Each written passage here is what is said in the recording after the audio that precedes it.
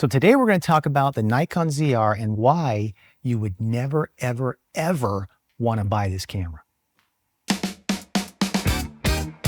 Hey, David here, and welcome to my channel. So let's get the shop talk done right away.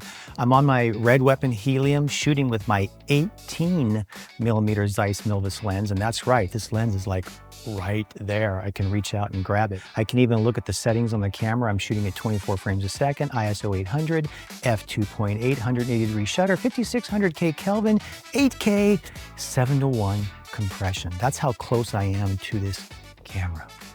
I put together a list. Here's my list. And here's the interesting thing about this list. I've got a list here that says why you would never buy the Nikon ZR. And I've got the things listed here that we're going to talk about. But here's the funny part. I've got another list that says why you would want to buy the Nikon ZR. And the funny thing is, it's the same list. Number one reason why you don't buy this camera. You guys ready? This is my number one. Might not be your number one. File size. The file size of the red raw files are huge. They're sometimes bigger than the files from this 8K camera. I've got it at 7:1, 8K. They're probably pretty similar in size to that guy in 6K, but they're big files, okay? And so here's why that's a problem. Big files means that you have to have hard drive space. And hard drives can be expensive, depending on what kind you get and how big of one you're getting. So if you're making a movie, yeah, you're gonna need some hard drive space. But if you're doing like what I do here, let me tell you kind of how I do things, right? I'm shooting this on 8K, big files. So when I go to edit this, you're watching this now, okay? I've already done this. But when I go to edit this, I will edit it using the red raw files. I've got a pretty nice edit system. I have no problem doing 8K in real time. And then when I'm done with it and I'm happy with it, it's all graded, et cetera, I usually output it to H.265 main 10. So it's a 10-bit H.265 file. And I delete all the red footage. I delete all the raw red footage because I don't need footage of this laying around. So I just delete it. So here's another option that you can do, which I've done as well with this camera. And I haven't done it with the Nikon ZR yet, but I may find a need for it in the future. And that is, you shoot the footage, you grade it the way you want, and you edit, just the pieces that you want, right? So you don't have all the raw footage, you edit what you want. And I know how to do this in DaVinci Resolve. Some of you guys that are using other edit programs, I can't help you there, but I can show you how to do it in DaVinci Resolve. In DaVinci Resolve, you get all the cuts the way you want them, and then give yourself a little space, right? Heads and tails, whatever, so that you want. And then you tell DaVinci Resolve to export all of those as individual files. So you can have a single timeline, right? You can have a single timeline with all of the raw footage, rough cuts, if you want to call it that. And then you tell DaVinci Resolve to output all of those as separate files, not as one big file, as separate files, and you can give it a name, and of course it'll do it in series. So let's say, for example, it was this, I would say David blabbing about why the Nikon ZR is bad, and then I could output it and it would have, 1, 2, 3, 4, 5, 6, 7, 8, 9, all exact, et cetera, and I could output all those in whatever format I want. H.265 10, but sometimes some of the footage that I have, I'll show you some here. I go out and do aerials and various things like that. I will save this footage as HQX. It's 12-bit. It's a 12-bit file, and I get it in 12-bit, which is great. It's not 16-bit like my red raw shoots, but 12-bit's pretty good, and it's usually good enough. Now, also, you can decide whether or not you want to output at full resolution, in this case 6K, in this case 8K, or if you just want it 4K, because if you're not delivering anything besides 4K, why keep 8K footage around? But that's entirely up to you. Don't buy this camera if you don't like the big files. But here's one of the advantages of the big files. You can do just about anything you want in post. And I had a video that I did a while back where I was shooting some night footage, and I made a comment on it. I'll show you some of the footage now. I made a comment that if I didn't have the low compression on this, I might not be able to pull some of that stuff back. And so some people complain and say, oh, well, no, this needs to be lower compression. Nobody cares. Now, in a perfect world, you'd have options, right? You could do like with my Red Weapon where I can say, what compression ratio I want. In the Red Komodos, and I think the newer Reds, they have, what is it, ELQ, MQ, LQ, there's different versions, and HQ. If you could have that in this camera, great. But if you're only going to give me one, I'll take what I've got. because if I need to pull something back, I'd rather have it. I always say this to my kids. If I need something, I'd rather have it and not need it than need it and not have it. So if you gave me low compression here and I needed the higher compression, I'm sorry, if you gave me high compression here and I needed the lower compression, I wouldn't have it. But if I've got the lower compression here, I've got it. Make sense? Reason you don't buy the camera, but also reason why you buy the camera. Okay, reason number 2 that I hear people complaining about all the time, bad H.265. Now, to me, bad is relative. So some of you that have been following this channel, I'll show you some footage now. I went out and just did a walk and talk where I did H.265 full auto, blah, blah, blah. For what it was for, it looked pretty good to me. I didn't have a problem with it. So I guess what it comes down to is, what is your expectations of H.265? So like I said, that's a reason you don't buy it, because the H.265, and the reason they say it's bad is because the compression ratio of H.265 is lower than others. People have done some tests. We haven't gotten any cold hard facts on what the compression or what the bit rate is for H.265 in this camera, but it's lower. You want, what is it, 150, 200 megabits? I don't know what it is, but it's lower. It's not, I think we're comfortable it's not 400. I think Nikon says it's 3 or 350 or something like that. But anyway, huge debate. So if you're the type of person that wants to shoot H.265 and then take it back into your edit suite and try to make it look like film, you know, you're going to put those LUTs on it. You're going to try to push it and pull it and do all that sort of stuff.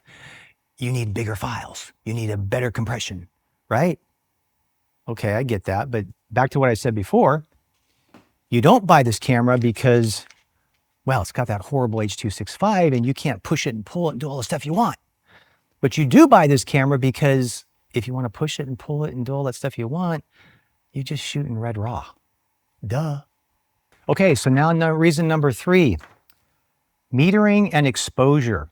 Oh, boy, that's a tough one. Because actually it's a 2-parter.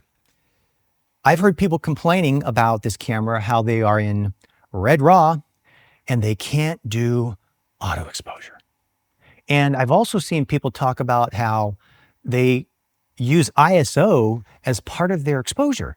Anyway, I'm not going to get into that or dive into it too deep here, but it is my opinion that ISO is not an exposure tool. If you've been shooting, I'm not going to name brand names because there's a few of them out there where you can kind of do it.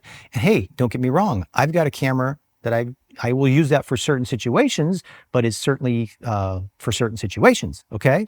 And if that's what you're looking for, well, then you can do it with this camera, but you're going to be shooting in N-Log, NRAW, or you're going to be shooting in that horrible H.265 codec that we've been talking about, because I've done it. I'll show you some footage again. I went out and shot it full auto. Actually, it wasn't full auto. It was program auto, I think, or aperture auto. I think it was program auto. And it was good enough. But you can't do it in red raw. Oh, that stinks. So if you need to have auto exposure, well, you're not going to shoot red raw with this camera. That's just the way it is. Okay, on a separate note, remember I said it was 2 things. The other is they have a hard time getting exposure. And I'm not going to go off on that tangent because I've had plenty of videos where I've talked about it. For me, if I'm shooting red raw, you guys already know what I'm going to say, right? I only shoot 800 ISO or 6400 ISO. I don't use the view assist because I don't need to look at a LUT.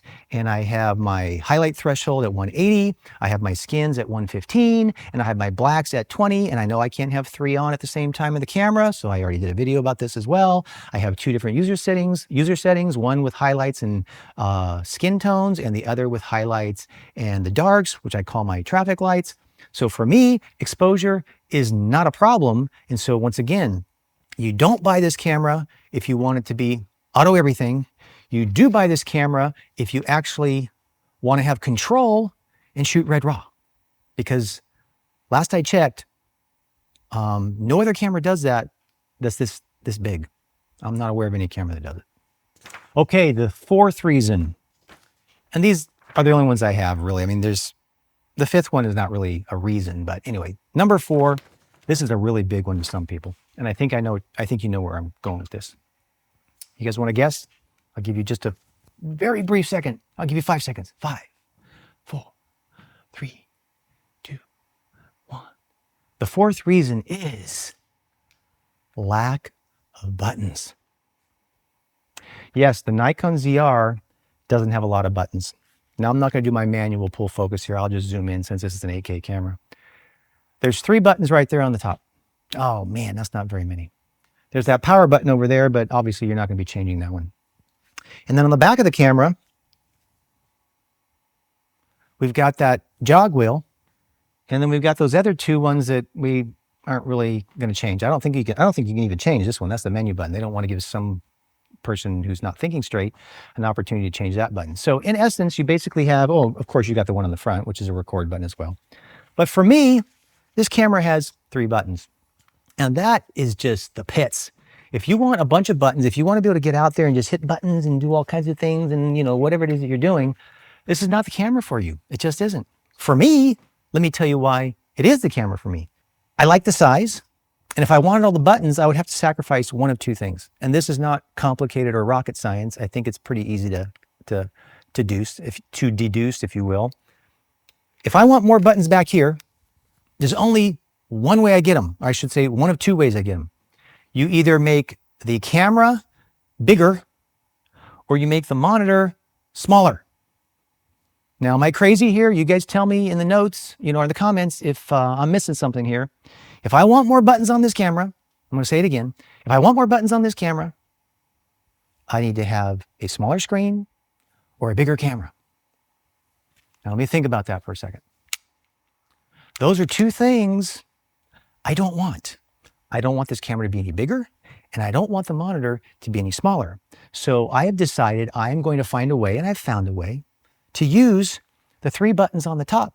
And then, of course, as you guys know, it has this wonderful, beautiful screen. You can flip it around and have it like this. And I know some people don't like using their thumbs. Maybe they've got, I don't know how you would say it. I got to be careful here. I don't want to insult anybody, but maybe they're not good at using their thumbs. But if I'm shooting something and I'm using my 3 buttons up here as the main buttons I'm going to use, occasionally I might have to go dink, dink. I might have to do that every once in a while.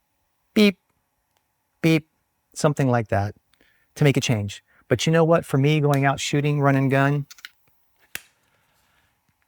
I haven't found myself needing to do that very often. Okay, so that's it. But I do have one other thing I do want to say to kind of help you guys out if you're seriously considering the Nikon ZR or other cameras. I'm not saying other cameras are bad. I'm not saying that Nikon ZR is the best camera that ever has been made and all the other brands are horrible. I'm not saying that, but cameras are tools, right? Okay, there's things that this camera that I'm shooting on right now can do, namely image and other things that this camera could never do, and we could debate that. But there are things that this camera can do, i.e. holding it like I am right now, and that this camera I could not do. So cameras are tools, and if you're in a situation where you can only have one camera, I get it, but I will tell you this, and I can 100% comfortably say this. I do not believe the Nikon ZR was really intended to be a run and gun event camera, like for weddings and things like that. Now, having said that, that doesn't mean that you might want to have one of these or have somebody operating one of these and going out and shooting interviews of the guests and getting B-roll here and there and doing, you know, kind of an artsy documentary, you know, learn how to speak, a documentary wedding type video. So there's some ideas for you guys, for you wedding guys out there. I haven't done it, but it's an idea. Have somebody be shooting B footage, but they're gonna have to know how to use it again. Remember, they're gonna have to shoot red raw. They're gonna have to know how to manual focus. They're gonna have to know how to do, so it may take a little effort. But boy, you could probably get some really cool artsy documentary style footage that would look pretty good. So like I said, event camera, once again, doesn't have 2 SD card slots for backup. I get it, okay? You could go out the HDMI. I know you guys hate it. It's a small HDMI. But you could go out the small HDMI and stick it into a monitor and, you know, do backup that way if you wanted to. But I have found that these Express B cards, is very reliable. My red helium I'm on here right now doesn't have a backup. So these cameras are pretty reliable. So I know we could get into debates about that because weddings is a one-time event. I get it. So anyway, don't buy this if you're doing weddings. There's probably better options for that. But in my opinion, your wedding's gonna look like a video, which is okay. It's gonna not look artistic. Okay, so now that's it. Those are my reasons why you don't buy the Nikon ZR and my same reasons why you do. So if you got any questions or comments, be sure and leave them in the comment section. And I hope you enjoyed this. I don't even know what you want to call it. Waste of however many minutes it was. Take care. Bye.